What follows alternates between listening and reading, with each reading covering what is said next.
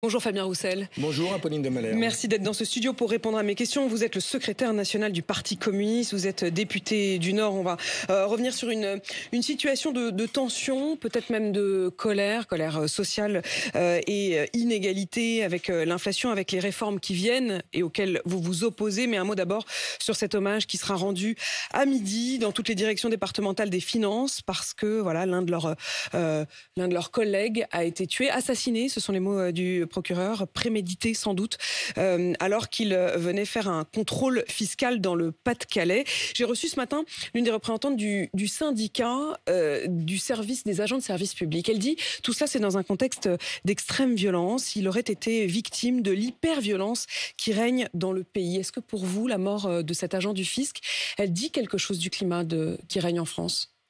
Ça dit quelque chose du climat qui règne en France et surtout du climat envers les fonctionnaires qui sont souvent pointés du doigt et dénigrés. Je voudrais moi aussi m'associer à ces hommages qui vont être rendus aujourd'hui à cet agent de la fonction publique, à sa collègue qui l'accompagnait, qui est aussi traumatisée, qui a été séquestrée. Adresser toutes mes condoléances, bien sûr, à la famille de la victime, mais aussi m'adresser à tous ces agents qui sont en première ligne, en contact avec le public. Ceux de Bercy qui vont chez les gens, mais aussi, et je pense à ceux de Pôle emploi, qui sont eux aussi en première ligne, dont les incivilités, qui subissent des incivilités toujours en hausse. Ça fait d'ailleurs le lien, et ils craignent ça, avec la réforme de l'assurance chômage, et ils savent que ça va être de plus en plus dur au guichet. Il y a un climat de tension extrême, et où je vois les Français se diviser entre eux avec un climat de tension qui est très dur et qui peut conduire à des situations aussi dramatiques que celle-ci. Et à ce drame donc dans le Pas-de-Calais, vous parlez des agents de Pôle emploi. Pour vous, ils disent leur inquiétude. Ils l'ont dit à partir de l'annonce sur les réformes de l'assurance chômage. Pour vous, cette inquiétude, elle est légitime. Ils seront sans doute face à des tensions. D'année en année, les incivilités sont en hausse. À Pôle emploi, ils n'ont pas de moyens supplémentaires pour accueillir les personnes privées d'emploi, pour étudier leur situation, leur formation. Ils ont un portefeuille, comme on dit, c'est-à-dire un nombre de personnes à suivre de plus en plus important. Et il y a une série de réformes successives qui ont diminué les droits des personnes chômeurs, des chômeurs, des privés d'emploi.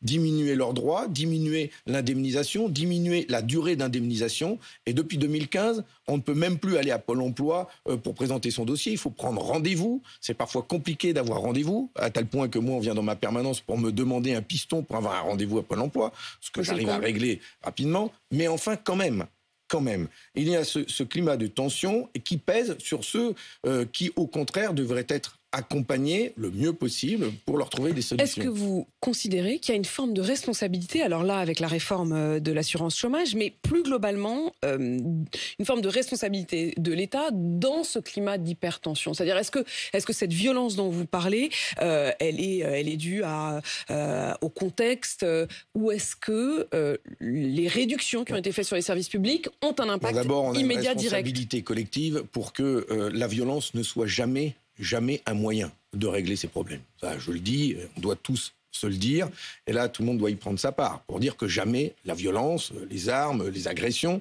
sont une solution, quelle que soit la situation. Et elles ne sont jamais justifiées, c'est ce que vous dites. Voilà, elles ne sont jamais justifiées, je les condamne, quelles qu'elles soient, ça ne peut pas passer par là. Mais de l'autre côté, ça fait quand même des années où on stigmatise les agents de la fonction publique, les fonctionnaires. C'est qui on stigmatise qui le débat général. Ils sont souvent présentés comme des privilégiés, qui ont la garantie de l'emploi, qui ont des belles situations. Et on voit aujourd'hui la réalité de leur travail. Ils prennent des coups, ils subissent des incivilités. Et ici, il y a ce drame qui intervient. Et ça, dans un climat de tension. Et là, l'État a sa part de responsabilité dans le cas où les Français vivent de plus en plus mal. De plus en plus mal. Cette réforme de l'assurance chômage, qu'est-ce qu'elle dit? Elle dit on va durcir les conditions d'indemnisation pour inciter les sans-emploi à aller au travail. Pour les inciter, ça veut dire quoi? Ça veut dire que celui qui est au chômage, c'est un choix.